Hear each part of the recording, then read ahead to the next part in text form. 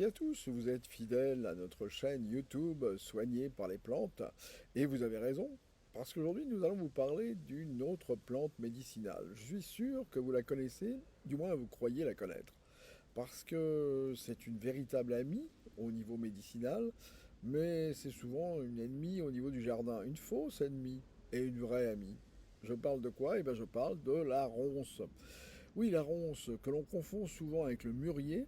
Alors le mûrier, lui, c'est un arbre, et la ronce, que l'on appelle classiquement mûrier sauvage, n'est qu'un arbuste. N'est qu'un arbuste, d'ailleurs, doté de piquants, doté de dard.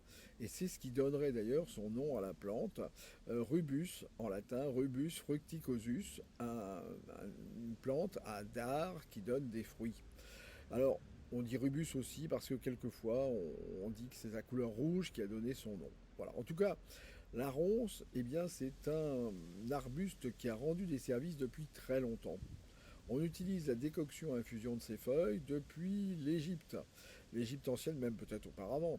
Mais dans l'Égypte ancienne, on en trouve trace, notamment dans le papyrus d'Hébers, qui est un des vieux traités médicaux, un des plus vieux traités médicaux, qui le signalait son efficacité dans la diarrhée.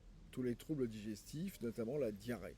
On le retrouve aussi en Rome, à Rome ou en Grèce, où la plante était utilisée pour ses inflammations intestinales. Et pourquoi elle agit dans les inflammations intestinales? Et c'est ce qui est remarquable maintenant avec la science moderne, c'est de comprendre le pourquoi.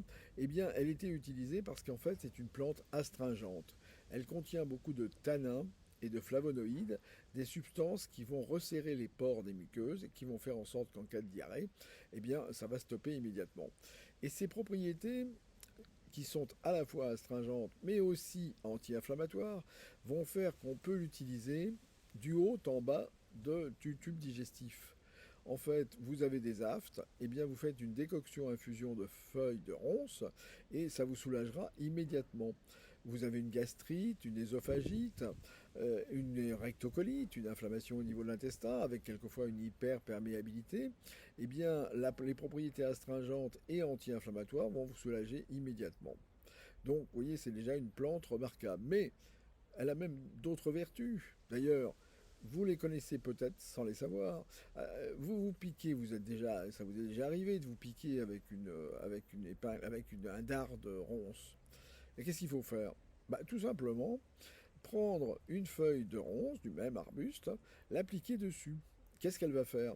Elle va vous soulager immédiatement.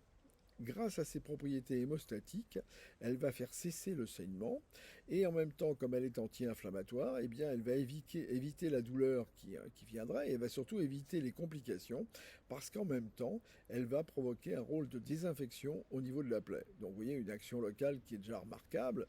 D'ailleurs, je vous donnerai tout à l'heure une recette de bourgeons de ronce que je préconise pour différentes indications.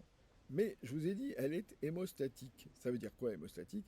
Ça veut dire qu'elle stoppe les saignements. Et bien voilà, les femmes qui ont des règles trop abondantes et qui ne veulent pas prendre de médicaments pour ça, elles peuvent prendre des décoctions à infusion de feuilles de ronce. Ça aidera à faire en sorte que les règles ne soient pas trop abondantes. D'ailleurs, il y a un autre cousin de la ronce qui est le framboisier. Et le framboisier, eh ben, c'est aussi une plante qui est utilisée pour préparer les accouchements. Parce qu'elle, en plus des vertus hémostatiques, elle a des vertus de stimulation au niveau des contractions utérines. Vous voyez, donc si vous faites des infusions de framboisier dans les 8 ou 15 jours qui précèdent la date prévue de votre accouchement, eh ben, l'accouchement se fera plus facilement et en même temps avec moins de saignements. Alors je vous ai dit, donc la ronce déjà, toutes ses efficacités, oui, ben, comment la prend-on? Eh bien, on la prend d'une manière très simple. On prend les feuilles de ronce. Alors, soit on les utilise fraîches ou on les utilise sèches, si on n'a pas eu le temps de les utiliser fraîches, si on les a conservées. Eh bien, on les fait bouillir pendant 5 minutes dans l'eau et on les laisse infuser pendant 10 minutes. Et on prend 3 tasses par jour pour les indications que je vous ai indiquées, notamment diarrhée, dysenterie, inflammation digestive, et puis aussi trouble des règles, bien sûr, dans les 8 jours qui précèdent les règles. Voilà. Donc ça, ce sont les indications. Et puis, je vous ai promis une recette. Je vous ai promis une recette, ben, je vais vous en donner deux même. Alors la première, c'est une recette très simple. Vous allez prendre les bourgeons de ronces, vous allez les mettre dans un bocal, vous les exposez au soleil, et au bout de 8-15 jours, il va sourdre un espèce de mucus qui va sortir. Vous conservez bien ce mucus, vous le diluez un petit peu avec l'eau, et vous en servirez à la fois pour faire réparer les plaies, pour soigner les plaies, et aussi contre tout ce qui est inflammatoire. Ça peut être aussi les douleurs inflammatoires, de l'arthrose par exemple. Et une deuxième recette, si vous arrivez de faire du jardinage, puisque c'est bien d'avoir des plantes médicinales dans son jardin, et puis les ronces, ben on en a quelquefois malgré nous.